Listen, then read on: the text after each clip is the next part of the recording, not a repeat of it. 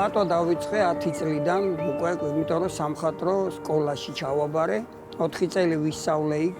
მერვე კლასიდან წამოვიდი, ნიკოლაძეც დავამთავრე და იმ ნიკოლაძის პერიოდმა გააჩინა ჩემში გარეთ ხატვის სურვილი, იმიტომ რომ პრაქტიკები მქონდა ძალიან ხშირად ბუნებაში და ეს მე რა თქმა უნდა, ცხოვრება გაგრძელდა, მაგრამ რაღაცა პერიოდის მერე უკვე შევიძინე მეგობარი, რომელიც დადიოდა სულ ესე პლენერზე და ხატავდა მარტო და აი მისი მეშვეობით ისევ თავიდან დაუბრუნდი.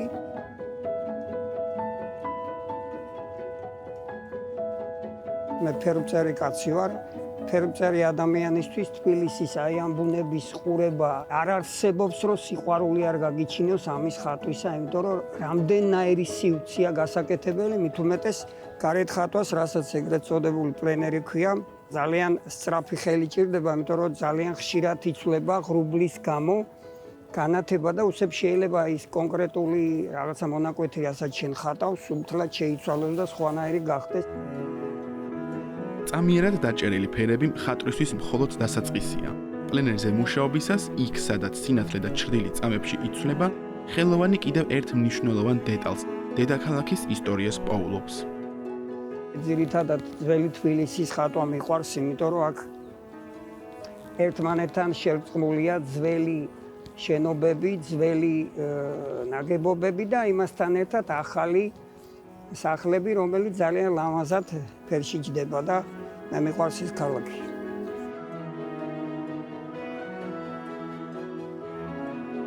არანაირი გამოწვევა არ არსებობს ხატვრისთვის, აი არ შემიძლია ამის კეთება, ამას ვერ დავხატავ, გამორიცხულია თუ შენ ოსტატი ხარ და რაც წლები გადის, მით უფრო გემატება, მით უმეტეს ეხლა ესეთი პერიოდი მაქვს, დღეში 8 საათი მიწევს მუშაობა, 4 საათი ფერში ვმუშაობ და მე ფანქარშიც რაღაცა პერიოდები მაქვს ფანქარშიც ვხატავ.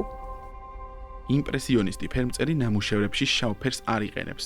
მუქ ჩრდილებსაც კი ის ფერთა სინთეზით აცოცხლებს.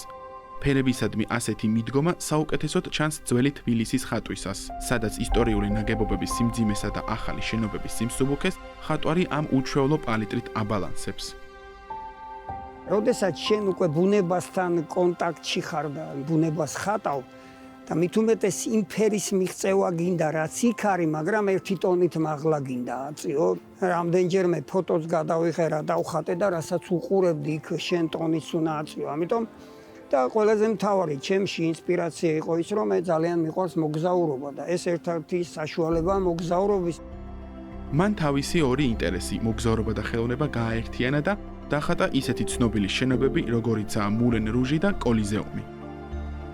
პლენერზე გაკეთებული ნამუშევარი მე სახლში მიმაგ და რაღაცეების შესწორება მიხდება უკვე ფოტოკადრიც მაქვს დატოვილი, რაც დავახატე, იმიტომ რომ რაღაცა პერიოდი ვერ მოვასწრებ იქ რაღაცეების კონკრეტული რაღაცეების კიდე ჩამატებას და რაც რო გავიდა უფრო მივხვდი რომ რამდენიმე წლის წინ დახატული თქვა პეიზაჟზე კიდე შესწორება გავაკეთე, კიდე ფერები დავიტანე, იმიტომ რომ ესეც ოსტატობის ნიშანია, რომელიც ალბათ ნელ-ნელა შეიძლება მოვიდეს, ალბათ არ ვიცი.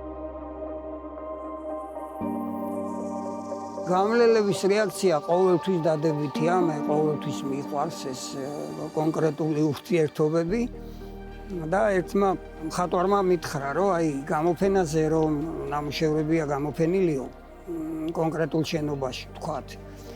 თუ რო გაჩაულიო, თუ ნახატმა ოდნავ გაგაჩერა მაინცო და მოგახედა იცოდე რომ ეს მხატვარი გამარჯვებულია. ხატვრის შემოქმედებითი კარიერის განმავლობაში ასეთი არაერთი შემთხვევა ყოფილა. გამლელების ყურადღება იმის დასტურია, რომ ხელოვანმა ადამიანების გულებამდე მიაღწია და ამით ყველაზე დიდი შემოქმედებითი გამარჯვებაც მოიპოვა.